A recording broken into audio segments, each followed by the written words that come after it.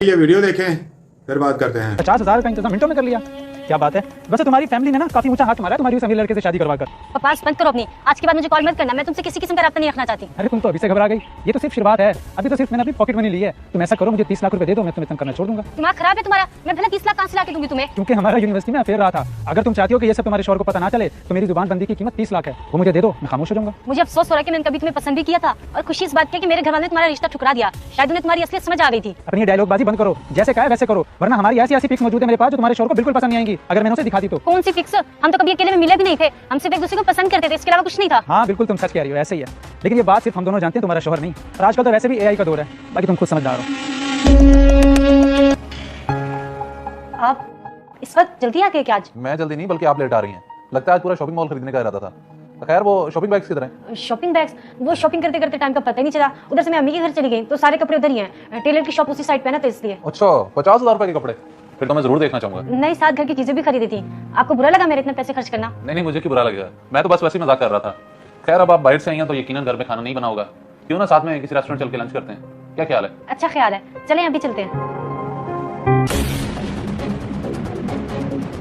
अरे लिशबा तुम यूनिवर्सिटी के बाद तो गायब हो गई। लगता है शादी हो गई तुम्हारी। जी ये मेरी मिसेज हैं और आप यकीनन इनके पहले होंगे।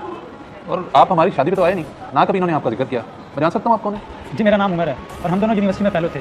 इसने अपनी शादी में बुलाया नहीं। वैसे दिल तो मेरा बहुत था। क्या मतलब आपका? मतलब बहुत अच्छा लगा आपसे मिलकर। अलिशा बहुत लकी कि उसे आप जैसा शौहर मिला। मैं चलता हूँ, आप लोग एंजॉय करें। कुछ ऑर्डर करो जल्दी से, फिर तुम्हारी अम्मी की तरफ चलते हैं। पर क्यों? वहाँ क्यों जाना है? क्यों का क्या मतलब? लड़कियां तो खुश होती हैं अपनी मदर के घर जाने के लिए और तुम उल्टा परेशान हो रही हो। वो दरअसल अभी अभी तो होके आई हूँ, फिर किसी दिन चली जाऊंगी। तो वो मैंने आउट ऑफ सिटी जाना है, तुम्हें बताया तो था। अकेली घर रह के क्या करोगे? उधर चली जाओ, वापसी पे तुम्हें पिक कर लूंगा मैं। मुझे कोई शुनिया, मैं अकेली रह लूंगी। अगर ज्यादा मसला हुआ तो अम्मी को घर बुला लूंगी। मुझे पता चल चुका है कि तुम किस वजह से इनकार कर रही हो। इसी उम्र की वजह से ना। पर आपको कैसे पता? जब तुम एटीएम से पैसे निकलवा के निकली थी तो उसी बैंक से मैं निकल रहा था। तुम्हें कॉल पे मैंने बात करके सुन लिया था, तो मैंने ये जानने के लिए तुम्हारा पीछा किया कि आखिर क्या माजरा है। तुम एक पार्क में गई और इसी उम्र के तुमने पैसे दिए। आखिर बात है क्या, खुद ही बता दो। जब आपको पता चल ही चुका है तो बात कुछ यूं है। अच्छा तो ये सब चल रहा है। खैर अब तुम उसे मैसेज करोगी और कहोगी कि 30 लाख का इंतजाम हो चुका है और मेरी बताई हुई जगह पे उसे बुलाओगी। परेशान ना हो, लेकिन आइंदा तुम ऐसी गलती नहीं करोगी। अरे वाह क्या बात है। कल 30 लाख मांगे और आज हाजिर।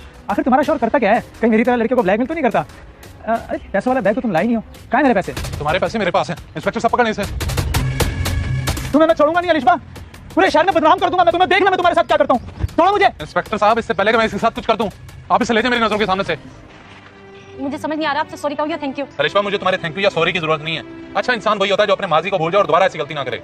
मुझसे वादा करो कि आइंदा ऐसी गलती नहीं करोगी। मैं वादा करती हूँ, मैं आइंदा ऐसी गलती नहीं करूंगी। ठीक है चलो घर। इसे कहते हैं हाथ तो आया पर मुंह ना लगाया। बुराई का अंजाम हमेशा बुरा ही होता है। जज़ाकल्लाह।